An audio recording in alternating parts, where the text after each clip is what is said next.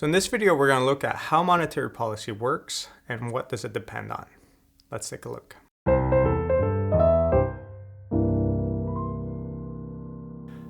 So monetary policy is a drop in interest rates when we're trying to expand the economy, or an increase in interest rates when we're trying to contract the economy. So how does that lead to an increase in aggregate demand? Well, a drop in interest rates makes all interest rates in the economy cheaper. As interest rates are cheaper, it means borrowing is cheaper. So businesses that need to borrow to make their purchases, to build a new factory, to buy equipment, well, if the interest rates are lower, it's going to entice them to want to spend more and to invest more. So that drop in interest rates will lead to more investment in terms of that investment spending and GDP calculation of the expenditure approach.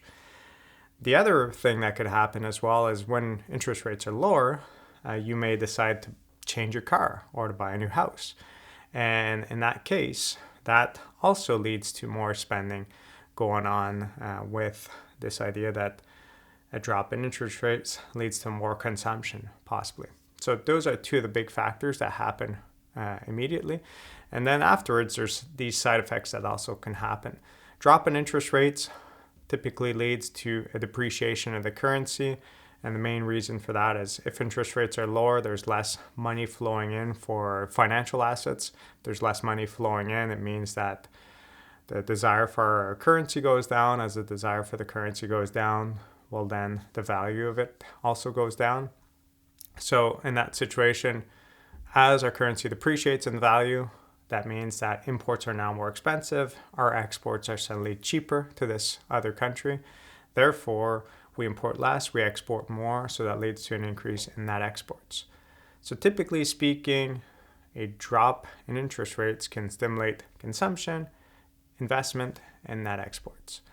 And then I said, well, what does it depend on? Well, typically speaking, that's what we see. But there is some people that offer arguments that say that this may not happen. And the reason for that is we might be in a situation where investment and consumption is insensitive to a change in interest rates. Typically, it is sensitive to a change in interest rates, but in certain instances, it may not be. And when would that happen? Well, if you're in a situation where there's just so much uncertainty in terms of how the economy is doing, how your industry is doing, that you're one of these businesses that are just kind of waiting it out before making these big spending decisions. Well, in those situations, even if interest rates change, you may not change your spending all that much. So the actual change in interest rate does not guarantee an increase in investment or consumption spending, or even an increase in net exports. That one's kind of typically happens, but it's to a smaller extent.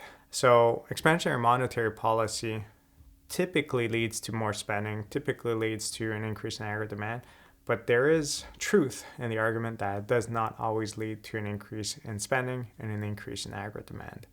And the people that kind of push that idea that in these instances, changes in interest rates will not have an impact on everything else would be much more favorable to changes in fiscal policy, which we'll see in a separate video on how that works.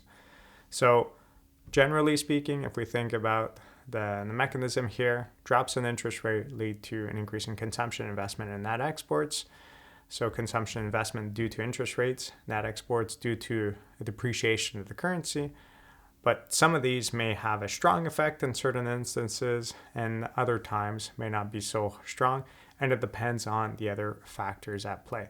So if there's a lot of uncertainty going on, even if interest rates drop, doesn't mean that there's going to be that much of an increase in spending. And this is something that we could observe with the Trump government with tariffs. He's introducing a lot of tariffs on different countries. A lot of businesses simply don't know if these tariffs will be long-lived or short-lived.